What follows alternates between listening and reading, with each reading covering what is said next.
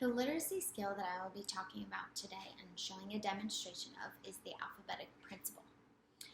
In our book, Becoming a Professional Reading Teacher, it defines the relationship between phonemes and graphemes as a grapheme-phoneme correspondence, and a knowledge of this relationship is referred to as the alphabetic principle.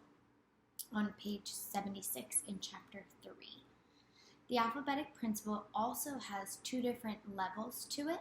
The first level is when the learner becomes aware that spoken language can be represented in text and vice versa, that written language can be represented in speech. The second level is when the learner understands that specific letters and or letter represent specific sounds. And that was addressed in chapter 6 on page 152. So it also stated that a letter-sound relationship should be introduced first, and after the sound relationship is mastered, then the letter naming should be taught. This is to help beginning readers because they have a tendency to pronounce words by naming the letters in them instead of the sounds. The alphabetic principle is important, and it's important to have knowledge about it because it builds decoding skills. If a student has trouble learning all of the phonemes and their letter combinations along with the sounds that represent them, they'll likely have problems decoding and or other reading difficulties. At some point, students who are experiencing difficulties with knowledge of the alphabetic principle will focus so much on decoding, while reading they may fall short in comprehension as well.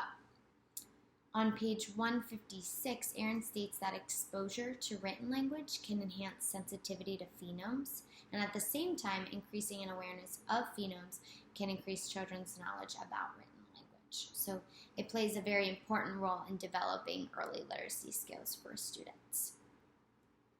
A student that would benefit from these activities that I will show you would be a beginning reader or an emergent reader, about 5 or 6, maybe kindergarten or first grade.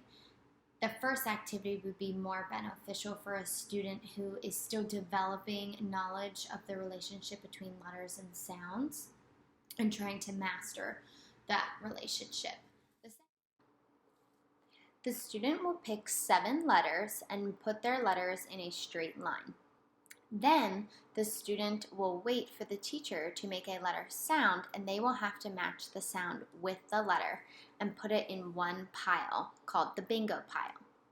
When the student gets all of their letters in the bingo pile, then the student yells bingo.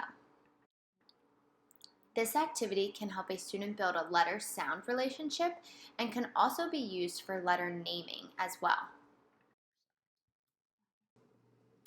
I'm going to say a letter sound, and if you have that letter, put it up top in your bingo pile. And then once you get all of your letters in your bingo pile, yell bingo. Okay. Okay. M.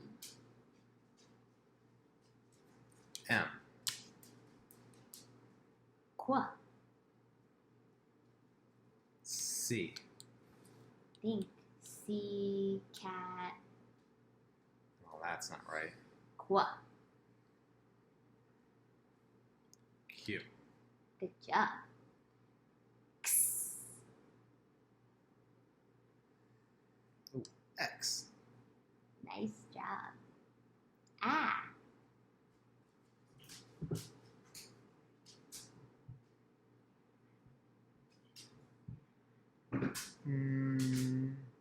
I don't have an A.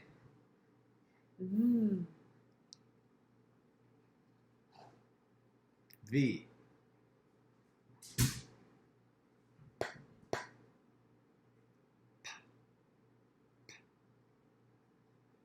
I don't have a P. D. D. Good job.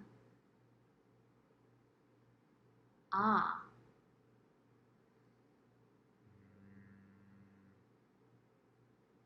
O.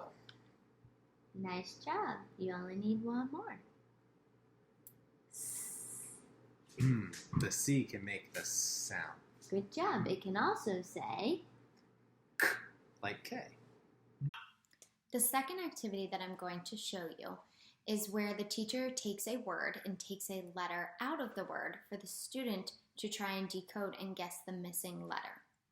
This activity would be helpful for a student that might be a higher level student in first or kindergarten that's working on long vowel sounds specifically to this activity, and a student that maybe is past and mastered the letter sound relationship and is now working towards more decoding and word recognition. during this game, I left a letter out of a word. You need to figure out which letter is missing from my word. Start with the beginning sound.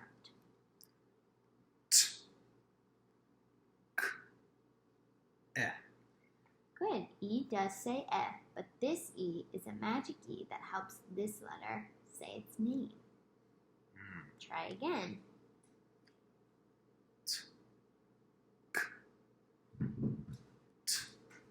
A. Take. Good. Do you want to fill in our letter? What letter needs to go there?